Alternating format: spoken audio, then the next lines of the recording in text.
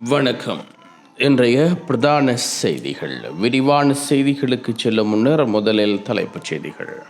உயிர்த்தநாயுத தாக்குதலின் உண்மைகள் 7 ஆண்டு கால தூக்கத்தின் பின்னர் விழித்து வருவது போல் தெரிகிறது என நாடாளுமன்ற உறுப்பினர் ஞானமுத்து ஸ்ரீநேசன் தெரிவித்துள்ளார். அத்தோடு இந்த உண்மை முகம் 3 ஜனாதிபதிகளின் ஆட்சிகளில் மறைக்கப்பட்டிருந்தன. மைத்திரி, கோட்டா, ரணில் ஆகிய ஜனாதிபதிகளின் ஆட்சிகள் இந்த உண்மை வெளியில் வரவில்லை. அதனை கண்டறிவதற்கான தேடலும் முறையாக நடைபெறவில்லை என்றும் குறிப்பிட்டுள்ளனர். ஊடகங்களுக்கு அனுப்பி வைத்துள்ள செய்தியில் அவர் இவ்வாறு குறிப்பிட்டுள்ளார். அவர் மேலும் தெரிவித்ததாவது, மைத்திரியின் அறியாண்மை, கோத்தாவின் தனித்தேவை, ரணிலின் அதிகார இருப்பு தேவை போன்றவற்றினால் உயிர்த்தநாயுத தாக்குதலுக்கான உண்மைகள் கண்டறியப்படவில்லை. பிள்ளையானின் தனிப்பட்ட செயலாளராகவும் சுரேஷ் சாலாவின் நம்பிக்கையாளராகவும் இருந்த அசாத் மௌலானா நாட்டை விட்டு வெளியேறிய பின்னர் சனன் 4க்கு உயிர்த்தநாயுத தாக்குதல் பல விடயங்கள் தொடர்பாகவும் தகவல் அளித்துள்ளார். அதில் உயிர்த்தநாயுத தாக்குதல் தொடர்பான பல உண்மை விடயங்கள் பேசப்பட்டன. அவை தொடர்பாக அக்கால ஜனாதிபதிகளான கோட்டா, ரணில் ஆகியோர் அக்கறை காட்டவில்லை. அவர்கள் தனது அதிகார இருப்பின் மீதுதான் கூடிய கவனம் செலுத்தினார்கள்.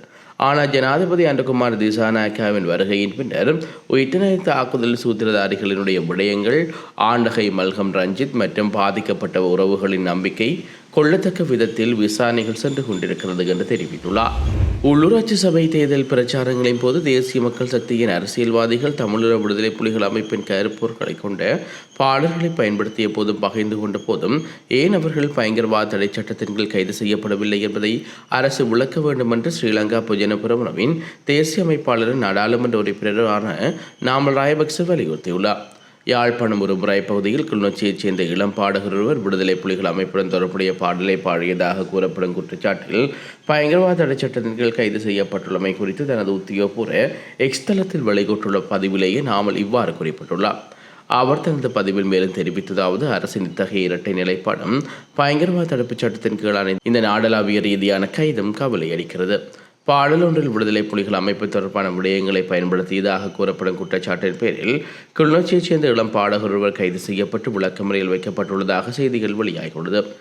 இசையும் கலைத்துவ வெளிப்பாடும் இப்போது பயங்கரவாதம் சார்ந்த குற்றங்களால் கருதப்படாமல் அண்மையில் நடைபெற்ற உள்ளூராட்சி சபை தேர்தல் பிரச்சாரத்தின் போது தேசிய மக்கள் சக்தியின் அரசியல்வாதிகள் இத்தகைய பாடல்களை பயன்படுத்திய போதும் பகிர்ந்து கொண்ட போதும் ஏன் பயங்கரவாத தடை சட்டத்தின் கீழ் அவர்கள் கைது செய்யப்படவில்லை என்பதை அரசாங்கம் விளக்க வேண்டும். தேசிய மக்கள் சக்தியின் யாழ் மாவட்ட நாடாளுமன்ற உறுப்பினர் ஒருவர் தனது அரசியல் நலனுக்காக இத்தகைய பாடல்களை சமூக ஊடகங்களில் பகிரங்கமாக பகிர்ந்தார் என்றும் கூறப்படுகிறது. அப்போது போலீசார் எங்கே இருந்தார்கள்? அப்போது பயங்கரவாத தடை சட்டம் எங்கே இருந்தது? விடுதலை புலிகள் அமைப்பு என்பது சட்டத்தின் பிரகாரம் தடை செய்யப்பட்ட ஒரு பயங்கரவாத அமைப்பாகவே இன்றும் காணப்படுகிறது. விடுதலை புலிகள் அமைப்பின் கொள்கைகளை எவரும் ஊக்குவிப்பதை அல்லது வெளிப்படுத்துவதை நாங்கள் ஒருபோதும் ஆதரவிக்கவில்லை என்றும் அவர் தெரிவித்துள்ளார். கடந்த கால குற்றங்களுக்காக மஹிந்த ராஜபக்சவுக்கு தண்டனை வழங்கப்பட வேண்டியது கட்டாயம் என பீல்ட் மாஸ்டர் சரத் பொன்சேகா தெரிவித்துள்ளது இந்த நிலையை பரபரப்பை ஏற்படுத்தியுள்ளது. கொழும்பில் இடம்பெற்ற விசேட நிகழ்வு ஒன்றில் கலந்து கொண்டு உரையாற்றிய ஃபீல்ட் மாஸ்டர் சரத் பொன்சேகா, ஜனாதிபதி அன்றகுமார் திசாநாயக்க தலைமையிலான தற்போதைய அரசாங்கம் நேரடி எச்சரிக்கை ஒன்றையும் விடுவித்துள்ளது. இதன்போது சரத் பொன்சேகா கூறுகையில், முன்னாள் ஜனாதிபதி மஹிந்த ராஜபக்சவுக்கு உரிய தண்டனை வழங்கப்பட்டு அவர்கள் தூக்கிலிடப்பட்டாவிட்டால் இந்த அரசாங்க நாட்டை கட்டியெழுப்பியுள்ளது என்பதையும் நாங்கள் ஒருவரும் ஏற்றுக்கொள்ளப் போவதில்லை என்றும் அவர் தெரிவித்துள்ளார். ஜனாதிபதி அன்றகுமார் திசாநாயக்க உட்பட இந்த அரசாங்கத்தில் உள்ளவர்கள் எவ்வளவுதான் தங்களை பற்றி பெருமை அடித்துக் கொண்டாலும் கடந்த கால குற்றங்களுக்காக மஹிந்த ராஜபக்சவுக்கு தண்டனை வழங்க வேண்டியது கட்டாயம் என்றும் அவர் வலியுறுத்தியுள்ளார். நாம் தற்போது அதிகாரத்தில் இல்லாவிட்டாலும் நாட்டு நலனுக்காக உண்மையை பேச ஒருபோதும் அஞ்சப்போவதில்லை என்று முழங்கிய சரத் பொன்சேகா, அரசாங்கம் நினைத்திருந்தால் வரும் 24 மணித்தியாலத்துக்குள் மஹிந்த ராஜபக்சவை சட்டத்தின் முன் உத்தியோகபூர்வமாக கைது செய்ய முடியும் எனவும் வழிகாட்டியுள்ளார். இந்த நாட்டுக்கான கடமைகளையும் மக்களுக்கு செய்ய வேண்டிய சேவைகளையும் அரசாங்கம் நிறைவேற்றிய நாளில் மட்டுமே தற்போதைய ஆட்சியினை தாங்கள் முழுமையாக ஏற்றுக்கொள்வோம் என்றும் மஹிந்த ராஜபக்சவுக்கு வழங்க வேண்டிய இறுதி தண்டனை அவர் தூக்கு மேடையில் நிறுத்தப்படுவதுதான் என்றும் சரத் பொன்சேகா கூறியுள்ளமை குறிப்பிடத்தக்கது. களத்துறை கோரணை அரசு வங்கியிலிருந்து 35 மில்லியன் கொள்ளையடிக்கப்பட்ட சம்பவம் தொடர்பாக இருவர் கைது செய்யப்பட்டுள்ளார்கள். இந்த கொள்ளை சம்பவம் தொடர்பாக மேற்கொள்ளப்பட்ட விசாரணைகளின் அடிப்படையில் இந்த வங்கிகளின் உதவி மேலாளருக்கும் பாதுகாப்பு அதிகாரி ஒருவரும் கைது செய்யப்பட்டதாக போலீசார் தெரிவித்துள்ளார்கள். இச்சம்பவம் குறித்து மேலதிக விசாரணைகளை போலீசார் மேற்கொண்டு வருகின்றார்கள். நேற்று முன்தினம் பிற்பகல் 3 மணியளவில் மற்றும் ஒரு வங்கியின் வைப்பிடுவதற்காக அரசு வங்கியிலிருந்து வெளியில் கொண்டு வரப்பட்டுள்ளது. அரசு பணம் வெளியிலேயே கொண்டு வரப்பட்ட போது நபர் ஒருவர் அந்த பையை திருடிக் கொண்டு அப்பகுதியில் தப்பிக் ஓடியுள்ளதாக போலீசார் தெரிவித்துள்ளனர். பலத்த காற்று தொடர்பான எச்சரிக்கை அறிவிப்பு ஒன்றை வளிமண்டல திணைக்களம் வெளியிட்டுள்ளது. நேற்று பிற்பகல் 3:30 மணிக்கு வெளியிடப்பட்ட இந்த அறிவிப்பு இன்று பிற்பகல் 3:30 வரை செல்லுபடியாகும் என்றும் அந்த திணைக்களம் குறிப்பிட்டுள்ளது. அதற்கமைய நாட்டை சூழ உள்ள பகுதிகளில் நிலவும் தீவிர தென்மேற்கு பருவக்காற்று நிலைமை காரணமாக மத்திய, சப்ரகமுவா, வடக்கு மற்றும் வடமத்திய மாகாணங்களிலும், திருகோணமலை மற்றும் ஹம்பாந்தோட்டை மாவட்டங்களிலும் மணிக்கு 40-50 கிலோமீட்டர் வேகத்தில் பலத்த காற்று வீசக்கூடும். அதேபோல் நாட்டின் ஏனைய பகுதிகளில் அவ்வப்போது மணிக்கு 30-40 கிலோமீட்டர் வேகத்தில் ஓரளவு பலத்த மழை வீழ்ச்சக்கூடும் என்றும் தெரிவிக்கப்படுகிறது.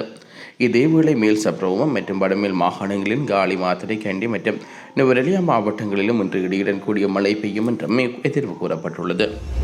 பயங்கரவாத தடை சட்டத்தின் கீழ் கைது செய்யப்பட்டுள்ள 7 ஹிப்ஹாப் பாடகரை இலங்கை அரசாங்கம் உடனடியாக விடுதலை செய்ய வேண்டும் என நாம் தமிழர் கட்சியின் தலைமை ஒருங்கிணைப்பாளர் செந்தமிழன் சீமான் வலியுறுத்தியுள்ளார். இது தொடர்பாக அவர் வெளியிட்டுள்ள கண்டன அறிக்கையில், பயங்கரவாத தடை சட்டத்தினை பயன்படுத்தி இலங்கை அரசாங்கம் அவரை கைது செய்துள்ளமையை வன்மையாக கண்டிப்பதாகவும் தெரிவித்துள்ளார். உலக சந்தையில் சமையல் எரிவாயு விலை அதிகரிப்பு மற்றும் இலங்கை ரூபாயின் வீழ்ச்சி ஆகிய சவால்களுக்கு மத்தியில் நடப்பு ஜூன் மாதத்துக்காக லிட்டோ எரிவாயு விலைகளில் எவ்வித மாற்றமும் செய்யப்பட மாட்டாது என லிட்டோ எரிவாயு லங்கா நிறுவனம் அறிவித்துள்ளது. நிறுவனத்தின் செலவு கட்டுப்பாடு நடவடிக்கைகள் மற்றும் தொடர்ச்சியான விற்பனை வளர்ச்சி போன்றவற்றின் காரணமாக கிடைத்துள்ள நிதி வலிமையை கொண்டு நுகர்வோருக்கு இந்த நிவாரணத்தை வழங்க முடிந்துள்ளதாக லிட்டோ நிறுவனத்தின் தலைவர் சன்ன குணவர்த்தன வெளியிட்டுள்ள ஊடக அறிக்கையில் தெரிவிக்கப்பட்டுள்ளது. இதற்கு மிக தற்போது நடைமுறையுள்ள விலை விவரங்களின்படி 12.5 கிலோகிராம் 4765 ரூபாயாகவும், 5 கிலோகிராம் 1910 ரூபாயாகவும், 2.3 கிலோகிராம் 890 ரூபாயாகவும் அமைந்துள்ளது. இந்த விலைகளில் மாற்றமின்றி தொடர்ந்து பேணப்படும் என்று லிட்டோ சமையல் எரிவாயு நிறுவனம் மேலும் குறிப்பிட்டுள்ளது. கண்டியில் இளம்பெண்ணை கொலை செய்துவிட்டு வீட்டுக்கு அருகில் மண்ணில் புதைத்த நபர் கைது செய்யப்பட்டுள்ளார். கொலை செய்த நபர் அங்கிருந்து தப்பி ஓடியுள்ளார். நேற்று முதல் மீண்டும் அந்த வீட்டுக்கு வந்த நிலையில் அவரின் வீட்டு தோட்டத்தில் ஒளிந்திருந்த போது போலீசாரால் கைது செய்யப்பட்டார். கைது செய்யப்படும் போது ஒருவித நாட்டம் வீசியதால் அவற்றில் விஷம் குடித்திருக்கலாம் என்ற சந்தேகத்தின் பேரில் அவரை வைத்தியசாலையில் அனுமதித்துள்ளார்கள். பெண் காணாமல் போனவை தொடர்பில் சந்தேக நபர் போலீசாரிடம் செய்த முறைப்பாடு குறித்து போலீசாருக்கு சந்தேகம் ஏற்பட்டது. இதனையடுத்து இது தொடர்பாக அவரின் தாயாரிடம் விசாரணைகள் நடத்தப்பட்டது. இதன்போது பெண்ணை தாக்கி கொலை செய்துவிட்டு வீட்டு அருகில் உள்ள சேற்றில் புதைத்துள்ளமை தெரிய வந்துள்ளது. முன்னாள் ஜனாதிபதி கோட்டபாய ராஜபக்சவின் வெளிநாட்டு பயண கடவுச்சீட்டு முடக்கப்பட்ட விவகார தொடர்பில் நான் வெளியிட்டுள்ள கருத்து எவ்வித கௌரவமிக்க நீதிமன்றத்தை அனுமதிக்கும் நோக்கமல்ல. எனது கருத்தினால் அவருக்கு மனவருத்தம் ஏற்படுத்தின அதற்காக வருத்தம் தெரிவித்துக் கொள்கிறேன் என நுகேகொட நாளந்தகம விகாரையின் விகாராதிபதி கலாநிதி தியனாவில பாலிததே இதன் விசனம் வெளியிட்டுள்ளார். நுகேகொட நாளந்த ராம விகாரையில் நேற்று முன்தினம் ஊடகவியலாளர் சந்திப்பை ஏற்பாடு செய்து அதில் கருத்து தெரிவிக்கும் போது அவர் மேற்கண்டவாறு குறிப்பிட்டுள்ளார். அவர் அங்கு மேலும் தெரிவிக்கையில், கடந்த 3ஆம் தேதி நுகேகொட நாளாந்தரகம வீதியில் இடம்பெற்ற ஊடகவியலாளர் சந்திப்பில் வருகை தந்த இந்த ஊடகவியலாளர்கள் என்னிடம் பல கேள்விகளை முன்வைத்தார்கள். அச்சந்தர்ப்பத்தில் முன்னாள் ஜனாதிபதி கோட்டபாய ராஜபக்சவின் வெளிநாட்டு பயண கடவுச்சீட்டு முடக்கட்டப்பட்டமை தொடர்பில் என்னிடம் வினவப்பட்டது. அந்த நேரத்தில் அந்த சம்பவம் மிகவும் கண்டிக்கத்தக்கது என்று நான் குறிப்பிட்டுள்ளேன். நான் வெளியிட்டுள்ள அந்த கண்டனமானது கௌரவ நீதிமன்றத்தை அவமதிக்கும் நோக்கில் அல்லது திட்டமிட்டு வெளியிடப்பட்ட ஒன்றல்ல. அது முற்றிலும் மனிதநேயம் மற்றும் மனிதாயமான அடிப்படையில் முன்வைக்கப்பட்ட ஒரு கருத்தாகும். மேலும் அது நீதிமன்றத்தினால் பிறப்பிக்கப்பட்ட உத்தரவு அல்லது தீர்ப்பு என்பது அந்த சந்தர்ப்பத்தில் எனக்கு தெரிந்திருக்கவில்லை. நீதிமன்றத்தை எப்போதும் மதித்து நடக்கும் ஒரு பிக்குவாக இந்த விடயம் தொடர்பில் நான் ஆழ்ந்த கவலையை தெரிவித்துக் கொள்வதுடன் இது குறித்து மன்னிப்பும் கோருகிறேன். எனது கருத்தினூடாக ஒவ்வொரு நீதிமன்ற தீர்ப்பை அல்லது நீதிபதி ஒருவரையோ செயற்பாட்டையோ விமர்சிக்கும் அல்ல சவாலுக்கு உட்படுத்தும் நோக்கம் எனக்கு இருக்கவில்லை. ஊடகங்கள் மற்றும் சமூக வலைத்தளங்களூடாக எனது கருத்து பிழையாக சித்தரிக்கப்பட்டு நீதிமன்றத்தை அவமதிக்கும் வகையில் காட்டப்படுவதை என்னால் அவதானிக்க முடிந்தது. எனவே அந்த விடயங்கள் தொடர்பில் உரிய விளக்கத்தை அளிக்க வேண்டியது எனது கடமை எனக்கு தெரிவித்துக் கொள்கிறேன். நேற்று நான் வெளியிட்டுள்ள அந்த கருத்தை நான் மீளப் பெற்றுக் கொள்கிறேன். எனது வார்த்தைகளால் எவருக்கேனும் மனவருத்தமோ அல்லது அவகௌரவமோ ஏற்பட்டிருந்தால் கருதினால் அது குறித்து மீண்டும் எனது ஆழ்ந்த வருத்தத்தை தெரிவித்துக் கொள்வதாக தெரிவித்துள்ளார். இலங்கையில் தடை செய்யப்பட்ட LTT அமைப்பை மகிமைப்படுத்தும் பாடல்கள் தொடர்பில் ஒருவர் கைது செய்யப்பட்டுள்ள சம்பவம் குறித்து சமூக ஊடகங்களில் பரவிவரும் தவறான கருத்துக்களுக்கு இலங்கை போலீசார் விளக்கம் வெளியிட்டுள்ளார்கள். பொழுதுபோக்கு நிகழ்ச்சிகளில் இசை நிகழ்த்துவதற்கு முழுமையான தடை விதிக்கப்பட்டுள்ளதாக சில ஊடகங்களில் பரவும் தகவல்கள் முற்றிலும் பொய்யானதும் மக்களை தவறாக வழிநடத்தும் என்றும் போலீசார் தெரிவித்துள்ளார்கள். இந்த விளக்கம் கிளிநொச்சி உதயநகர் பகுதியைச் சேர்ந்த 24 வயதுடைய இளைஞர்கள் கைது செய்யப்பட்டதை தொடர்ந்து வெளியிடப்பட்டுள்ளது. குறித்த நபர் கடந்த மே மாதம் 31ஆம் தேதி சாவகச்சேரி நாவற்குழியில் நடைபெற்ற இசை நிகழ்ச்சியில் LTT தொடர்புடைய பாடலை பாடியதாக கூறப்படுகிறது. பின்னர் அவர் ஜூன் 2ஆம் தேதி கைது செய்யப்பட்டார். யாழ்ப்பாண பிராந்திய குற்றப்புலனாய்வு பிரிவு மேற்கொண்ட விசாரணையில் குறித்த நபர் நிகழ்ச்சியில் இடம்பெற்ற 2 பாடல்களை தொகுத்து ஏது செய்து தன்னுடைய சமூக ஊடக கணக்குகளில் பதிவேற்றியிருப்பதும் அவை LTT அமைப்பை மகிமைப்படுத்தும் வகையில் மாற்றி அமைக்கப்பட்டிருந்ததும் தெரியவந்ததாக போலீசார் குறிப்பிட்டுள்ளார்கள். மேலும் இணையத்தில் பரவச் செய்யும் நோக்கில் தடை செய்யப்பட்ட அமைப்புக்கு ஆதரவாக ஊடகங்கள் இந்த வீடியோக்களை திட்டமிட்டு சேர்க்கப்பட்டதாகவும் விசாரணைகளில் கண்டறியப்பட்டுள்ளது. கைது செய்யப்பட்ட சந்தேக நபர் 1979 ஆண்டின்படி பயங்கரவாத தடுப்புச் சட்டம் 48 பிரிவு 3 கீழ் 2026 ஜூன் 3 தேதி சாவச்சேரி நீதிவான் நீதிமன்றத்தில் முன்னிலைப்படுத்தப்பட்டார். அவரை ஜூன் 17 தேதி வரை விளக்குமுறையில் வைக்க நீதிமன்றம் உத்தரவு பிறப்பித்துள்ளது.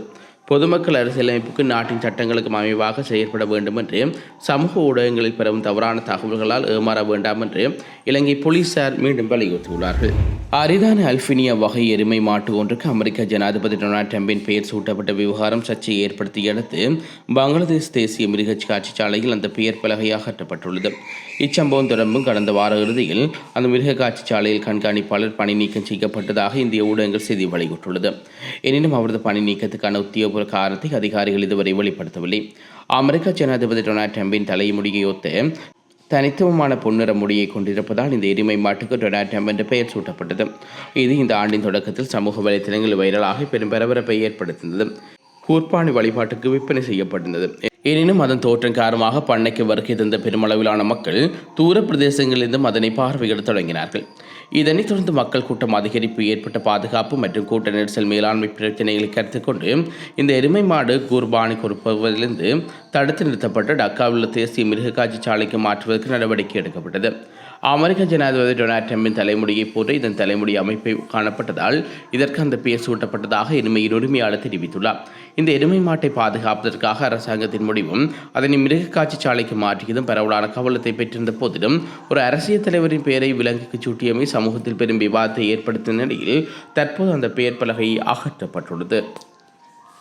இதுபோன்ற செய்திகளை தெரிந்து கொள்ள யாழ் டிவி நியூஸ் சேனலை சப்ஸ்கிரைப் செய்து அருகே இருக்கிற பெல் பட்டனையும் கிளிக் செய்து கொள்ளுங்க.